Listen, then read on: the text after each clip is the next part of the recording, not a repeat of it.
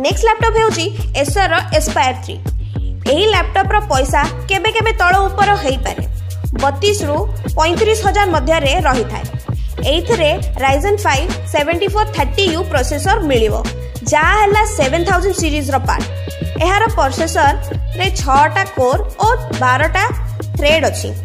एही समान बजेट मध्य रे आपन को Ryzen 7520U रो प्रोसेसर मिली पारे किंतु तांको तुलना रे 7430U रो परफॉर्मेंस अधिक भलो।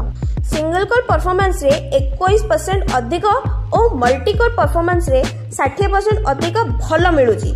सेइथि पई एही प्रोसेसर को किनिबा उपयुक्त। रैम को 32 GB पर्यंत बढ़ी दिया जाई परिबो। आउ SSD हेउची जनरेशन 4 रो जहार रीड आउ राइट स्पीड रैम और स्टोरेज दुहीटी जिंस एथिरे एक्सपेंडेबल अछि। बहुत तेज रहे और यही लेटेस्ट SSD द्वारा वर्कफ्लो खूब स्मूथ हुए।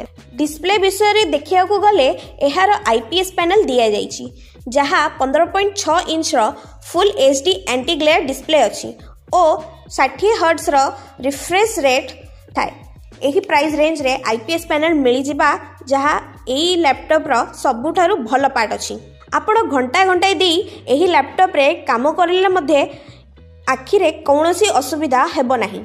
अधिक लाइट थिबा स्थान रे मध्ये रिफ्लेक्शन रो किछि अनुभव हेबो नाही। AMD Radeon ग्राफिक्स मिलुची आ एहार 55 वाट बैटरी आ 65 वाट रो एडाप्टर मध्ये दिया जाइछि। एही लैपटॉप रो 180 डिग्री हिंज अछि तेनु आपण एहा को पूरा खोली परिबे। एथरे आपण को दुईटी C टाइप पोर्ट मिले किंतु एही पोर्ट चार्जिंग बा डिस्प्ले सपोर्ट करेनी। एहा केवल डेटा ट्रांसफर पई हेई परिबो।